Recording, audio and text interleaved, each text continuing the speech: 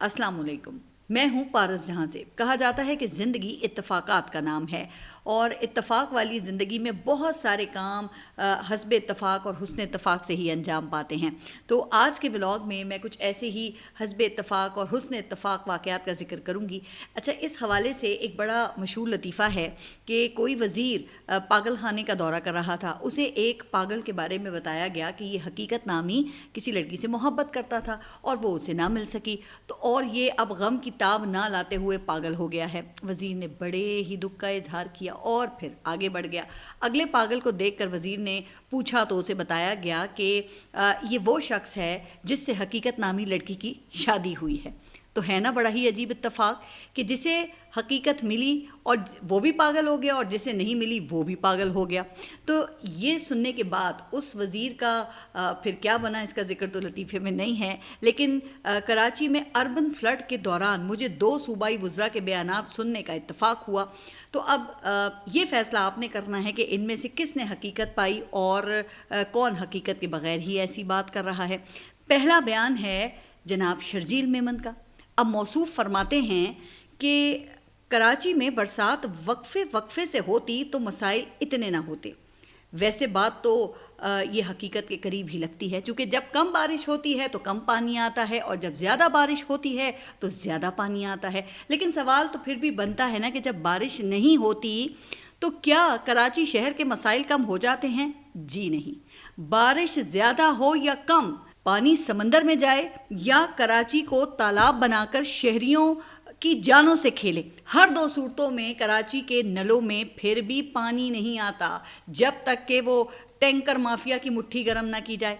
अब चूँकि बात यहाँ पे नलकों की आ गई है तो नलकों के वज़ीर, मेरा मतलब ये है कि वज़ीर बल्दियात की बात भी सुन लें।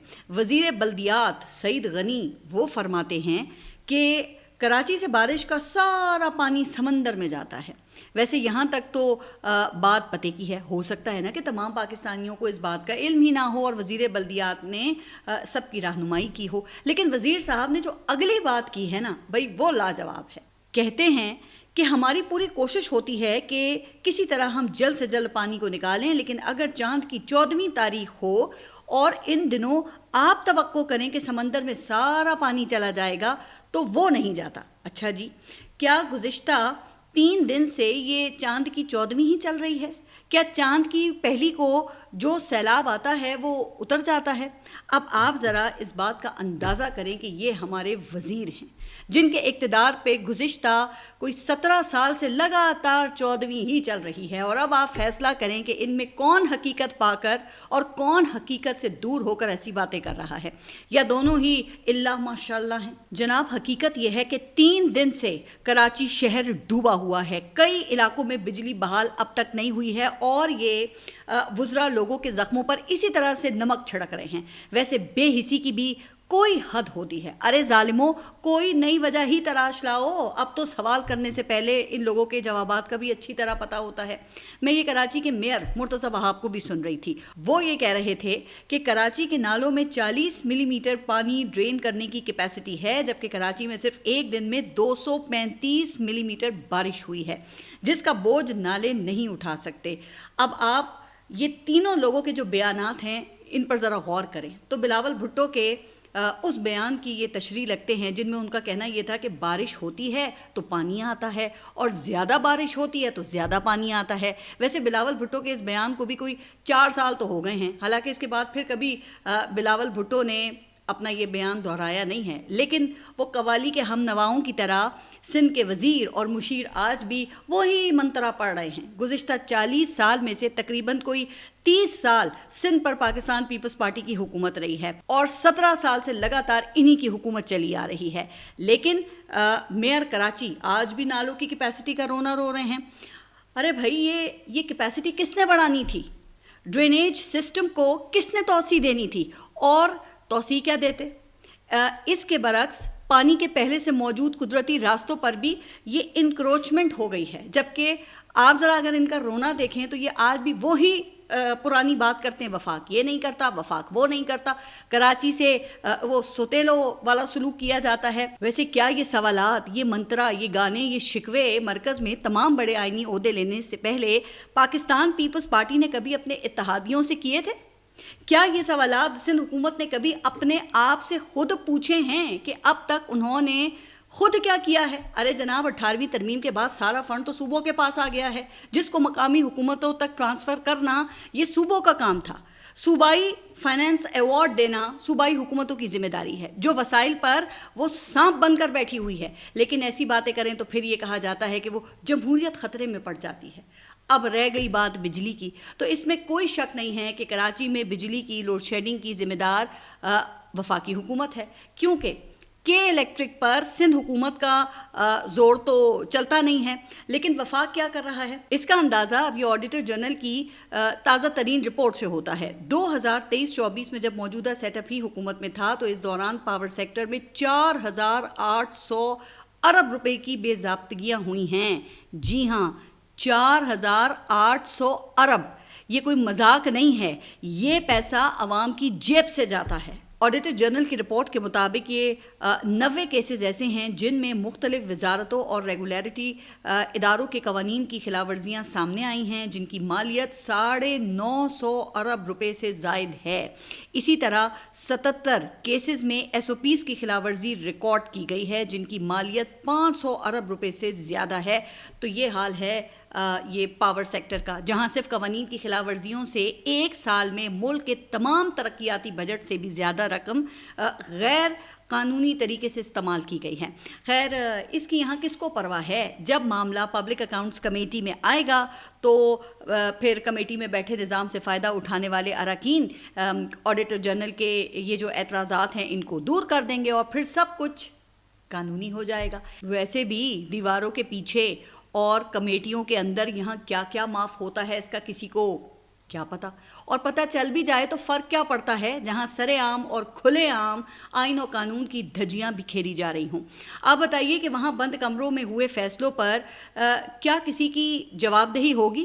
قانون کی خلاف ورزی کا ایسا ہی ایک واقعہ یہ ابھی گزشتہ روز بھی پیش آیا ہے. علیمہ خان کے بیٹے شاریز خان کو سادہ کپڑوں میں ملبوس افراد نے گھر سے اغوا کیا. اب علیمہ خان کے مطابق سادہ کپڑوں میں ملبوس 4 مسلح افراد وہ کچن کے راستے گھر میں داخل ہوئے، جبکہ ان کا بیٹا اپنی بیوی اور والد کے ساتھ گھر کے بالائی منزل پر تھا. مسلح افراد نے گھر میں ڈرائیورز کو بھی ہراساں کیا، اور اتفاق کی بات یہ ہے کہ جب یہ واقعہ ہو گیا تو یہ دنیا ٹی وی کے شو میں میاں جاوید لطیف نے اس بات کا اعتراف کیا کہ علیمہ خان کے بیٹے کو 9 مئی کے جرم میں پکڑا گیا ہے. پھر جیو ٹی وی کے شو میں رانا ثناء اللہ کے مطابق لاہور پولیس چیف نے شاریز خان کی گرفتاری کی تردید کر دی، اور پھر رات گئے DIG انویسٹیگیشن کی جانب سے پریس ریلیز جاری ہوئی جس کا عنوان یہ تھا کہ 9 مئی کے مقدمات کا ملزم گرفتار. اس پریس ریلیز کے مطابق ملزم شاریز عظیم 9 مئی کے مقدمات میں لاہور پولیس کو مطلوب تھا، جس کو کل یعنی کہ آج عدالت میں پیش کیا جائے گا. اچھا، پھر اس کے ساتھ DIG انویسٹیگیشن کا یہ بھی کہنا تھا کہ ریاست مخالف سرگرمیوں میں ملوث افراد کسی رعایت کے مستحق نہیں ہیں. واہ کیا بات ہے، اور یہی اصل بات ہے.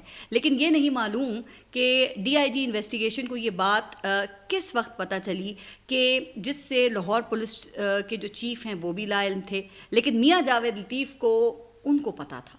اور انٹرسٹنگلی میاں جاوید لطیف اور DIG انویسٹیگیشن سے پہلے یہ بات کسی اور کو بھی معلوم تھی. اب یہ حسب اتفاق تھا یا حسن اتفاق کہ 9 اگست کو شیر افضل مروت نے PTV کو انٹرویو دیا، جس میں ان کا کہنا یہ تھا کہ جس جرم کی بنیاد پر حسان نیازی جیل کاٹ رہا ہے اس میں علیمہ خان کا بیٹا بھی شریک تھا، جس کو بقول شیر افضل مروت علیمہ خان نے اسٹیبلشمنٹ سے مل کر ملک سے باہر بھجوا دیا تھا.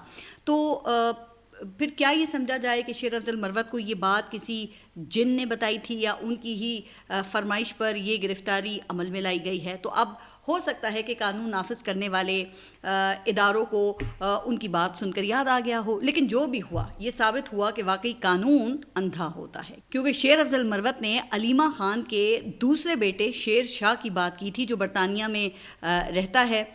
لیکن پولیس نے شاریز کو گرفتار کر لیا، وہ بھی 9 مئی کے واقعے کے 2 سال 3 ماہ بعد. یعنی کہ علیمہ خان کے بیٹے کو گرفتار کرنا تھا، چاہے پہلا ہو یا دوسرا۔ حالانکہ بتایا جاتا ہے کہ ان کا یہ بیٹا اس دوران لاہور میں رہا اور بیرون ملک بھی آتا جاتا رہا، لیکن جناب کیا پولیس کو کوئی یہاں پوچھ سکتا ہے؟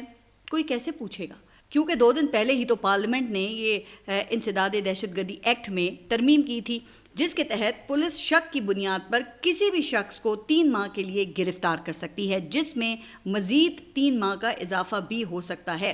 حالانکہ یہ قانون پاس کرتے ہوئے عرفان صدیقی جیسے دانشوروں کا کہنا یہ تھا کہ یہ قانون خطرناک دہشت گردوں کے لیے لایا جا رہا ہے، جس سے لاپتہ افراد کا مسئلہ حل کرنے میں مدد ملے گی۔ تو لیں، مل گئی مدد۔ پہلے ایک شہری کو اغوا کیا گیا اور اب ڈنکے کی چوٹ پہ اس بات کا اعتراف کیا گیا اور قانون کا کور بھی تو حاصل ہو گیا نا۔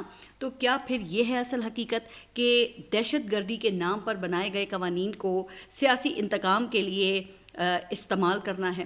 اچھا، ویسے میں یہ سوچ رہی تھی کہ گزشتہ روز ہی جب یہ سب کچھ ہوا نا، تو اتفاق کی بات یہ ہے کہ یہ اتفاق بھی گزشتہ روز ہی ہوا جب 9 مئی کے 8 مقدمات میں سپریم کورٹ نے عمران خان کو ضمانت دینے کا فیصلہ کیا۔ اچھا، اگرچہ عملی طور پہ اس کا فائدہ عمران خان کو نہیں ہونا تھا، کیونکہ وہ القادر کیس میں وہ سزا کا سامنا کر رہے ہیں، جبکہ دیگر کئی مقدمات میں بھی ان کی ضمانتیں اس وقت پینڈنگ ہے، لیکن چونکہ اس فیصلے سے 9 مئی کے ریاستی بیانیے کو دھچکا لگا، اس لیے شاید ریاست نے بتایا کہ یہ 27 ماہ کے بعد بھی 9 مئی کے مردہ گھوڑے میں جان ڈالی جا سکتی ہے۔ لگتا ہے کہ سپریم کورٹ نے بھی نہایت مجبوری میں یہ فیصلہ کیا ہے، اور جو فیصلہ کیا ہے اس میں بھی ایسی احتیاط برتی گئی ہے کہ کہیں کوئی ناراض نہ ہو جائے۔ وہ کیسے؟ تو وہ ایسے کہ لاہور ہائی کورٹ نے جون میں 9 مئی کے 8 کیسز میں عمران خان کی ضمانتیں مسترد کر دی تھی، بلکہ ایک قدم آگے جا کر عمران خان کو بادی نظر میں 9 مئی سازش کا ماسٹر مائنڈ قرار دیا تھا۔ حالانکہ اس وقت بھی میں نے یہ نقطہ اٹھایا تھا کہ یہ قانون کے اصول کے خلاف ہے کہ ٹرائل کا موقع دیے بغیر کسی کو کیسے قصوروار قرار دیا جا سکتا ہے، اور یہی وہ نقطہ تھا جو سپریم کورٹ میں عمران خان کی ضمانت کا باعث بنا۔ اب کہا یہ جاتا ہے کہ بھئی یہ تو سیدھا 2+2 کا کیس تھا، لیکن چونکہ بات عمران خان کی تھی اور وہ بھی یہ 9 مئی کے حوالے سے تھی، تو سپریم کورٹ نے بھی 4 سماعتوں سے پہلے فیصلہ نہیں کیا۔ اب جو پہلی سماعت تھی اس میں نوٹس ہوا، دوسری سماعت میں چیف جسٹس نے یہ کہہ کر 1 دن کا وقت لے لیا کہ میری تیاری نہیں ہے۔ ویسے یہ بھی ہماری عدالتی تاریخ میں ہونا تھا، کیونکہ عام طور پہ تو یہاں وکیل ہی تیاری کے لیے وقت مانگتے ہیں نا، لیکن 9 مئی کے کیس میں جج صاحب نے وقت مانگا۔ خیر 1 دن پھر اس طرح بھی گزر گیا۔ اگلی سماعت میں پنجاب حکومت کے پروسیکیوٹر کا پیٹ خراب ہو گیا، جس کی وجہ سے یہ دن بھی گزر گیا۔ پھر گزشتہ روز عدالت لگی تو پہلے بینچ چینج ہو گیا، 3 رکنی بینچ میں ایک جج کی جگہ دوسرے جج آ گئے، لیکن چونکہ کیس میں جان نہیں تھی، 2 سال سے نہ تو چلان پیش ہوا تھا اور نہ ہی فرد جرم عائد کی گئی تھی، اس لیے سپریم کورٹ کو یہ ضمانت دینا پڑی۔ لیکن فیصلہ لکھنے سے پہلے چیف جسٹس نے دونوں طرف کے وکلا کو اپنے چیمبر میں بلا لیا۔ ویسے اس کی بھی عدالتی تاریخ میں ذرا کم ہی مثالیں ملتی ہیں۔ جج عام طور پہ کھلی عدالت میں اپنا جو فیصلہ ہے وہ ڈکٹیٹ کرواتے ہیں۔ شاید چیف جسٹس کسی کو ناراض نہ کرنا چاہتے ہوں، کیا پتا کہ فیصلے میں لکھی کسی بات سے یہاں کوئی ناراض ہو جائے۔ اسی وجہ سے جب فیصلہ آیا تو کئی وکلا نے اسے ون ون فیصلہ قرار دیا، کیونکہ اس فیصلے سے لاہور ہائی کورٹ کی جانب سے عمران خان کو 9 مئی کا ماسٹر مائنڈ قرار دینے کی آبزرویشن پر کوئی قانونی آرڈر پاس نہیں کیا۔ حالانکہ چیف جسٹس کے ریمارکس موجود ہیں کہ ہائی کورٹ ضمانت کے کیس میں مقدمے کے میرٹس کو ڈسکس نہیں کر سکتی، لیکن سپریم کورٹ نے یہ کہہ کر ضمانت دے دی کہ سازش کے کیس میں اس سے پہلے بھی اعجاز چودھری اور 2 دیگر پاکستان تحریک انصاف کے رہنماؤں کو ہم ضمانت دے چکے ہیں، اس لیے عمران خان کو انکار نہیں کر سکتے۔ اچھا، مزے کی بات یہ ہے کہ دوران سماعت پروسیکیوٹر نے 2 مرتبہ یہ کہا کہ اعجاز چودھری کی ضمانت کے معاملے میں حکومت کا کیس کمزور تھا، اس لیے اس سے موازنہ نہ کریں۔ اب آپ ذرا غور کریں کہ حکومت کا اپنا وکیل اعجاز چودھری کے معاملے پر حکومتی کیس کے کمزور ہونے کا یہ اعتراف کر رہا ہے، لیکن انہی اعجاز چودھری کو 2 لوور کورٹس ایک جیسے مقدمے میں الگ الگ 10 سال کی سزا سنا چکی ہیں۔ تو یہ ہے ہمارے انصاف کا حال۔ پھر کہتے ہیں کہ اداروں کا احترام کرو، بالکل اداروں کا احترام کرنا چاہیے، لیکن کیا ادارے اس طرح کے کنڈکٹ کے بعد بھی عزت کی توقع کر سکتے ہیں؟ اداروں کو بھی تو قانون اور انصاف کا پاس رکھنا چاہیے نا، یا وہ مادر پدر آزاد ہیں بالکل. بہرحال چونکہ بات حسن اتفاق سے ہماری شروع ہوئی تھی تو جناب 9 مئی سے متعلق ایک اور بڑی پیش رفت بھی گزشتہ روز ہی سامنے آئی ہے. جب سپریم کورٹ سے عمران خان کی ضمانتوں کا فیصلہ ہوا تو اس کے بعد اچانک DGISPR کی بریکنگ نیوز چلنا شروع ہوئی کہ سینئر صحافی سہیل وڑیچ نے فیلڈ مارشل سے منسوب جو باتیں کی ہیں ان میں کوئی حقیقت نہیں ہے. کہا گیا کہ سہیل وڑیچ نے ذاتی مفاد اور تشہیر کے لیے غیر ذمہ داری کا مظاہرہ کیا ہے. اب ہو سکتا ہے نا کہ DGISPR نے سہیل وڑیچ کا بیان گزشتہ روز ہی پڑھا ہو، یا جس تقریب میں انہوں نے یہ تردید کی وہاں پر موجود صحافیوں کے سوالات پر انہیں یہ تردید کرنی پڑی ہو. لیکن جن صحافیوں کے ساتھ ان کی گفتگو کرتے ہوئے وہ تصویر سامنے آئی ہے وہ تو 3-4 دن پہلے سے سب یہی باتیں کر رہے تھے. وہی بات گزشتہ روز پھر DGISPR نے کی. ان کا کہنا یہ تھا کہ برسلز میں نہ تو فیلڈ مارشل نے کوئی انٹرویو دیا اور نہ ہی معافی کی بات ہوئی ہے. اچھا، جبکہ دوسری طرف سہیل وڑیچ تو واضح طور پہ دعویٰ کر چکے ہیں کہ ان کی جانب سے کھردرے سوالات پوچھے گئے جن کے فیلڈ مارشل نے واضح اور بڑے شفاف جوابات دیے. تو اب DGISPR کو جھٹلانے کی مجال تو کسی میں نہیں ہے. شاید یہی وجہ ہے کہ ایک اور حسن اتفاق یا حسب اتفاق ہوا. ابھی 2 دن پہلے سما ٹی وی کو دیے گئے انٹرویو میں برسلز تقریب کے میزبان سردار ظہور اقبال نے اعتراف کیا کہ سہیل وڑیچ کے کالم میں شاید تمام باتیں میرے سامنے ہوئی ہیں، لیکن صرف 1 دن کے بعد ہی وہ اپنے بیان سے مکر گئے. کہنے لگے کہ سہیل وڑیچ نے جو لکھا ہے ایسا تو کوئی انٹرویو ہی نہیں ہوا. اب کیا ایسے چمتکار ہونے کے بعد بھی کوئی ابہام باقی رہ جاتا ہے؟ اس لیے میں بھی جان کی امان پاتے ہوئے صرف یہی کہوں گی کہ ہو سکتا ہے کہ سہیل وڑیچ نے یک طرفہ طور پر کوئی سپنا دیکھا ہو جو اب ان کے لیے ایک ڈراؤنا خواب بنتا ہوا دکھائی دیتا ہے. شاید یہی وجہ ہے کہ سہیل وڑیچ نے DGISPR کی 5 دن بعد کی باسی تردید پر بھی فی الحال ابھی تک چپ کا روزہ رکھا ہوا ہے. اچھا، اوپر سے گزشتہ روز ایک صحافی نے پاک فوج کے ترجمان سے پھر یہ سوال بھی کر دیا کہ کیا انٹرویو چھاپنے والے ادارے کے خلاف کوئی کارروائی ہوگی. تو اس پر DGISPR نے جواب یہ دیا کہ ہم نے بہت واضح الفاظ میں کہا ہے کہ اداروں کو سمجھداری کا مظاہرہ کرنا چاہیے، میڈیا کو سمجھنا چاہیے کہ یہ مناسب نہیں. چلیں اب اس سے ایک بات تو کلیئر ہو گئی ہے کہ غیر مناسب بات پر سہیل وڑیچ یا ان کے ادارے پر کم از کم پی کا قانون تو نہیں لگے گا. ہاں، اگر کہا جاتا کہ یہ غیر قانونی اور یہ ڈس انفارمیشن ہے تو پھر خطرہ ہو سکتا تھا. خیر، اب سہیل وڑیچ کے بیان کی تو DGISPR نے تردید کر دی ہے، لیکن مجھے یاد پڑتا ہے کہ مئی 2024 میں وہ خود یہ بات کر چکے ہیں کہ پاکستان تحریک انصاف کے لیے واپسی کا واحد راستہ غیر مشروط معافی ہے. تو کیا گزشتہ روز کی تردید کو ان کے اپنے بیان کی بھی تردید سمجھا جائے پھر؟ بہرحال انہوں نے کہا کہ معافی کے بعد بھی 9 مئی کا جو سانحہ ہے اس میں ملوث ماسٹر مائنڈز، سہولت کاروں اور حملہ کرانے والے سمیت ہر کردار کو قانون کے کٹہرے میں لایا جائے گا. اچھا، جب یہ ہو گیا نا سب، تو پھر ایک اور اتفاق ہوا. حکومت کی کچھ جان میں جان آئی. وزیر مملکت برائے قانون و انصاف بیرسٹر عقیل ملک کو PTV پر سپلٹ ونڈو میں براہ راست قوم سے خطاب کا موقع دیا گیا. ایک ونڈو میں 9 مئی کی وہ فوٹیجز اور دوسری ونڈو میں بیرسٹر عقیل ملک کا بیانیہ.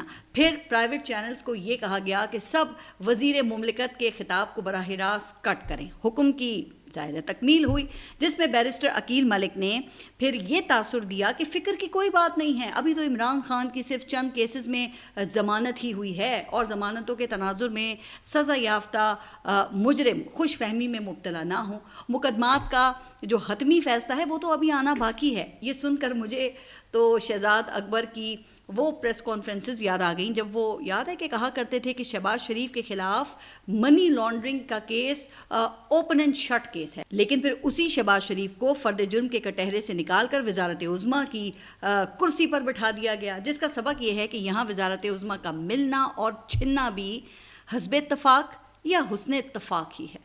آپ سب اپنا خیال رکھیے اور اگلے ولاگ تک کے لیے اللہ حافظ.